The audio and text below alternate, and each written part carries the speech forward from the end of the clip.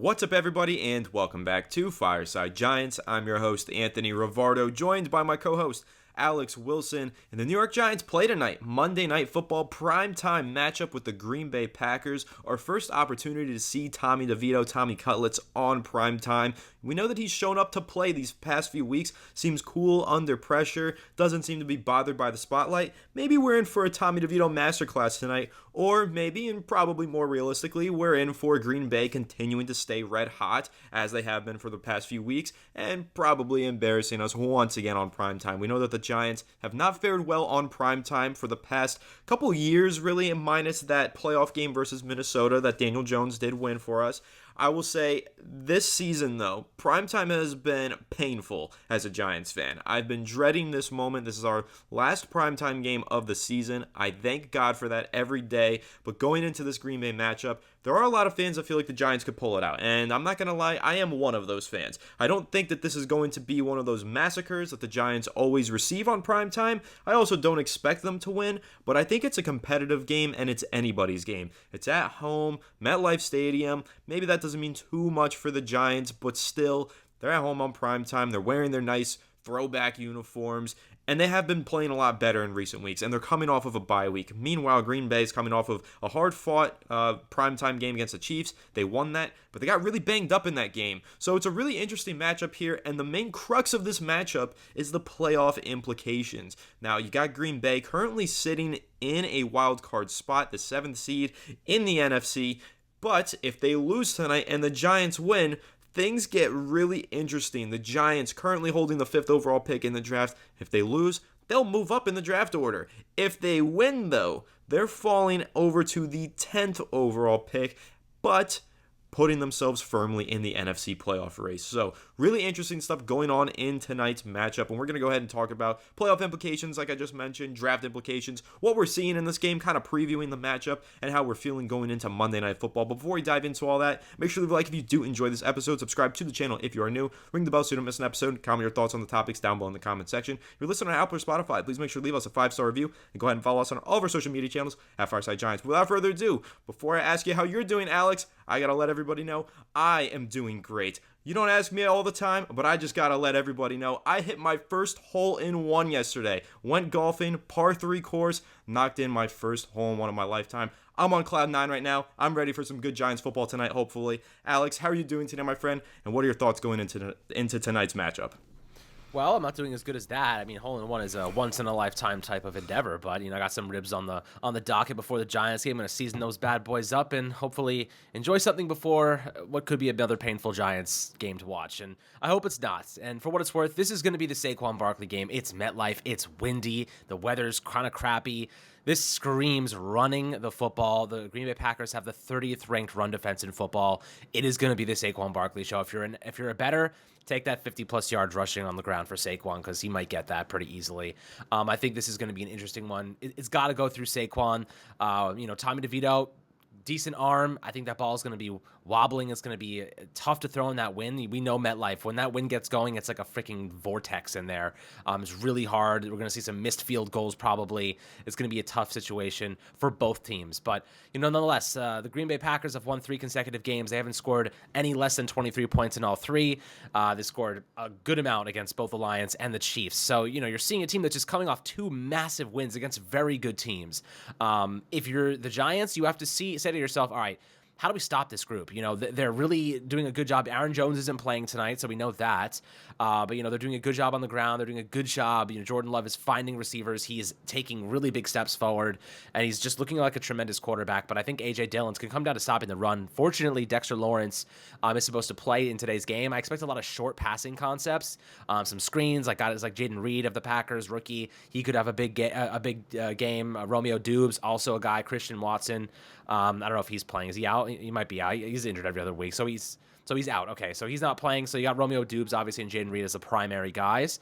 We'll see how they kind of mix and match this offense. But listen, the Giants need to score a minimum of 20 points to win this game, and the Giants scoring 20 points is a big ask. It's tough for them a lot of times. The 4 teams that we've beaten this year, twice the Washington Commanders, Arizona Cardinals, and the New England Patriots. Want to know something? All 3 of those teams are in the top 5 draft selections. They're the worst teams in football, aside from the Panthers. So Giants have beaten the worst teams in football. Now they have to face a team that is surging up the rankings, making a run at a playoff spot, has won 3 consecutive games, 2 of which have come against some of the best teams in the game. So, if you're the Giants, it's a big contest. It's a lot. And most likely, we're probably going to have a tough time getting past Green Bay. But you can never say never. Obviously, we've had a really difficult time winning at MetLife in general. So it's going to come down to running the football, keeping the clock on our side, keeping possession. And obviously, Tommy DeVito has to protect the football. With the wind swirling, with the weather kind of crappy, it's chilly. He's got to play it safe. Can't make unnecessary throws. Can't make unnecessary risks, and protect the football. Keep the ball in our possession, and we can at the very least keep this a close game. I think the Giants have done a decent job at times, even when we can't score, just keeping the game close. And we gotta burn clock. Like Saquon, this is your day, man. Receptions, get him involved in the passing game, obviously run the football effectively. This is a game that where he could really showcase what he's done for years now, dominate. And, this is what we expect him to do. This is why he gets paid. Obviously, he'd want that long-term deal, but he's on the franchise tag at, $10 million this season. He wants another tag, which would be closer to $13 million, if not more. So I do feel as though this end of the year for Saquon Barkley is big for him. Like this is what's going to get him paid again. Maybe the Giants do bring him back on a long-term deal. Maybe the Giants draft a rookie quarterback, and they say to themselves, we want to pair Saquon Barkley. Saquon's 26 years old. We want to pair Saquon for the next 3 seasons with a rookie quarterback to keep this team together, to keep them glued, and help him develop. Look what Saquon has already done for Tommy DeVito, instilling confidence in him. There is a narrative there that they could extend Saquon. Keep his, reduce his cap hit next year, allow them to spend a little bit more elsewhere, and, tie him to a rookie quarterback for a couple of years. So there's a path where that actually comes true. If not, they just tag him and he's here anyway in 2024. But, what are you thinking about this game specifically? How do the Giants keep this one close? I really think it's going to come down to Saquon on the ground, churning out yards and maintaining possession. Yeah, I think the game needs to run through Saquon Barkley. The Green Bay Packers have a pretty bad run defense. They surrender the 3rd most rushing yards per game this season. Of course, we saw last week they pulled off the win against the Kansas City Chiefs, but Isaiah Pacheco went for 110 yards and a touchdown on 18 carries. He was kind of unstoppable in that game, as many running backs have been against the Green Bay Packers defense. So kind of what you're mentioning there, this is the time for Saquon Barkley to prove it. Say, hey, give me that that long-term extension. Give me that full price of tag money for, being the top running back in the NFL. This is his time to say, listen, I got a favorable matchup here. It's prime time. Everybody's watching me. Time to dominate. And if he does that, the Giants could actually pull out this win. I think that if they control the game through the ground, like you mentioned, control the time of possession, control the clock, and also just thrash that Packers susceptible run defense, I think that they can make this a very competitive game through Saquon Barkley. But one thing that I will mention is Saquon Barkley's usage has been kind of interesting lately. Of course, the Giants are coming out of this bye week, but prior to that, with the win over the New England Patriots, only 12 carries for Saquon. I thought that was weird, especially when you're looking back to a few weeks ago when Tommy DeVito took over at the quarterback position in the New York Jets game. They decided, let's just run the ball every single play and not let Tommy DeVito throw it. Now they're leaning towards, let's let Tommy DeVito throw the ball every single play. And I think it's interesting to see how the Giants kind of do change their offensive game plan for each matchup, and I will give them credit for that. However, this is a matchup that favors Saquon Barkley over Tommy DeVito. So in tonight's game, I want to see Tommy DeVito ball out. I want to see him throw some passes downfield, connect with Jalen Hyatt. However, I need to see Saquon Barkley get the football in this game. That would be smart coaching. That would be smart game planning. This is a bad run defense. This should be the Saquon Barkley show. It shouldn't be 12 carries like it was against the New England Patriots last week. I know that New England Patriots have a pretty good defense. It's their offense that stinks. Same story for us. But going into this game, Saquon Barkley does need to be the focal point. And then if you look at the Giants' defensive side of the ball, there was a stretch there for a few weeks where they were generating pressure and forcing turnovers. I feel like that's died down recently. Haven't seen as much of Kayvon Thibodeau making an impact off the edge. Azeez Ojulari has been a ghost since he's returned from his injury. Jahad Ward also hasn't been making much of an impact. We're not seeing a ton of edge rushing pressure. So I think that one of the ways that you can disrupt this Green Bay offense with all of these explosive playmakers that they have out of the receiving game and even out of the backfield, the Giants do need to get after Jordan Love, make him uncomfortable, pressure him. He had a lot of time to throw in the pocket last week against the Kansas City Chiefs, and he picked them apart. Don't let that happen to you if you are the New York Giants. got to make sure that your pass rushers are getting home. So Wink Martindale probably going to call some creative blitzes, disguise coverages, all that kind of fun stuff that he's known for, but it's really up to those pass rushers. I don't think Dexter Lawrence is going to be playing tonight. I think he's listed as questionable, but I wouldn't count on it. Still dealing with that hamstring injury, so that interior pressure probably won't be there. It's really up to Kayvon Thibodeau to make that pressure off the edge, make that impact, and hopefully lead the New York Giants to the victory. But that's if you even want them to be led to the victory, right? That's the other talking point that I think we got to dive into now, Alex. And you mentioned the NFL draft. If you look ahead, those teams in front of the Giants are all teams that the Giants have beaten. Anybody behind them, they've lost to. So if that trend continues tonight, you would assume that they lose against the Packers, and that would move them to 4th overall in the draft order. Now, 4th overall in the draft order, it's not top 2. It's not guaranteed getting one of the top 2 quarterback prospects, but it definitely puts you in striking distance. If you're keeping an eye on the Chicago Bears,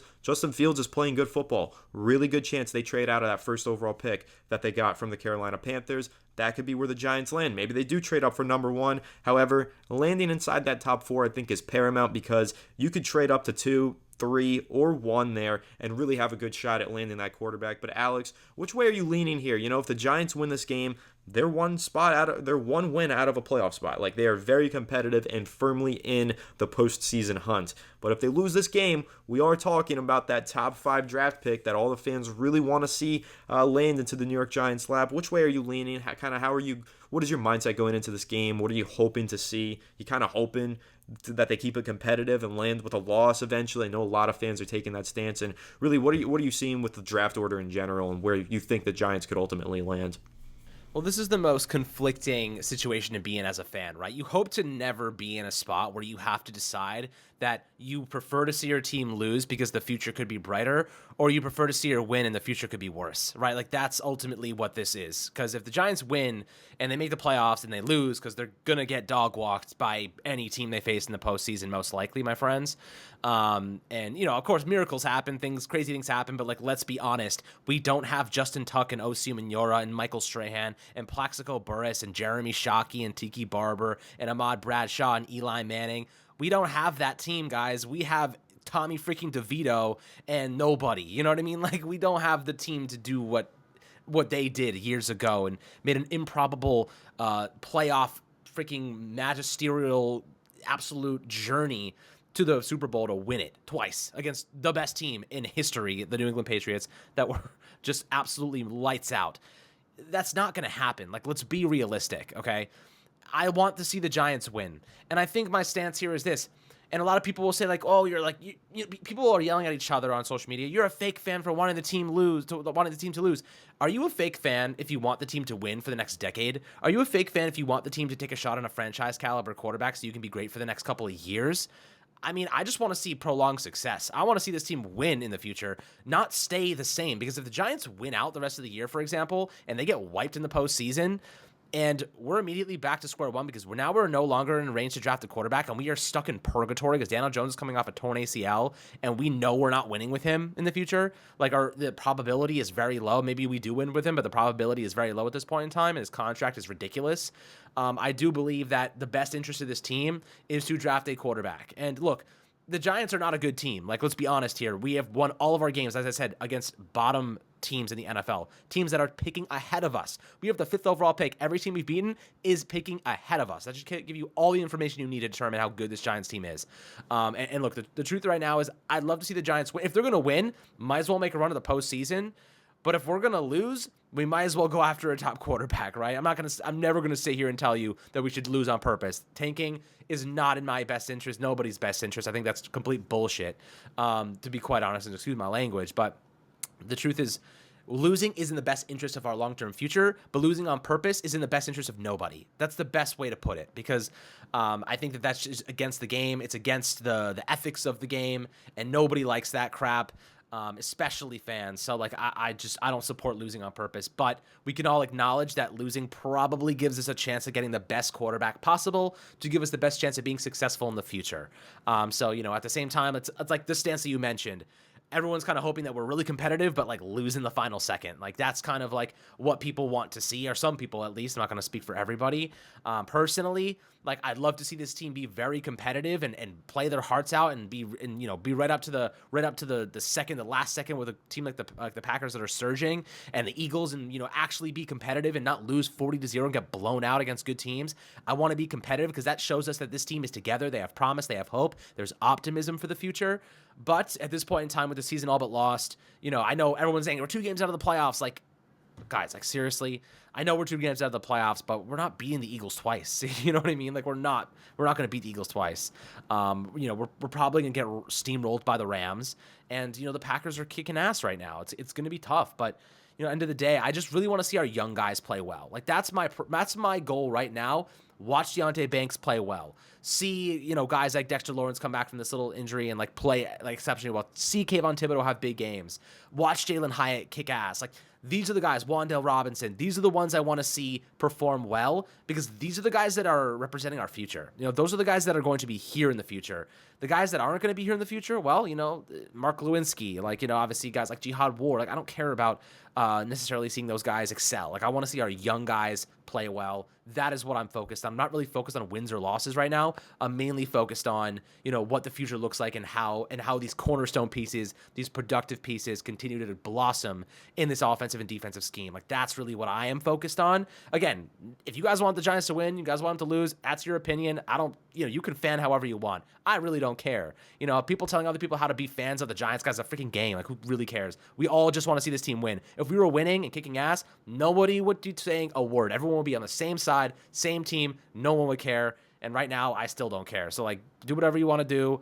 I do believe that the future of this team is the best interest is getting a new quarterback, and one that can really help us win games against competitive opponents. Because unfortunately, Daniel Jones has been impacted by bad offensive lines, this and that. You guys know the story, but he really struggles in prime time, and he really hasn't been really a productive quarterback in those instances. So aside from last year on a couple of occasions, that kind of is my take at this point in time. I think it's a fair take. Listen, you mentioned there's going to be some fans who want to see the team win, go for the playoffs. You know where I stand. If I got an opportunity to watch the New York Giants play some playoff football, I'm all down for it. Like, I'm ready. So I'll be watching this game, hoping to see the Giants just blow the doors off of Green Bay, and hopefully they go ahead and come out with the win and then make the immaculate playoff run and Tommy DeVito hoist the Lombardi trophy. That's what I would love to see. However, that's not necessarily a realistic outcome here. So if the Giants lose, yes, I'm going to continue to be excited about that upcoming top draft pick that the Giants will be getting. However, if they win, I will be excited about the slim possibility of making the postseason and making a historic run, because that's what it's all about at the end of the day. We watch this team to watch them win and to win championships. Is this team really in contention for a championship? No, but if there's some slim chance of it happening, I'm all here for it. But it'll be an interesting matchup, Giants versus Packers. Like we said, we think it'll be competitive. Do they cover the spread? I'm not so sure. I think the Packers probably win by a touchdown at the end of the day. However, we will see definitely some points on the board, I think, from the New York Giants. I don't think that this is one of those games where the Giants lose 40-0 like they did in Week 1 on prime time. I think they're going to try their best to keep it competitive until the end and hopefully put some points up, and maybe we could see a little bit more of that Tommy DeVito magic. That's what I'm hoping for. But that pretty much wraps this one up. Make sure to like if you did enjoy this episode. Subscribe to the channel if you are new. Ring the bell so you don't miss an episode. Comment your thoughts on the topics down below in the comment section. And listen on Apple or Spotify, please make sure to leave us a 5-star review. And go ahead and follow us on all of our social media channels at Fireside Giants. But without further ado, we'll catch you all on the next one. Have a good one, and let's go Giants.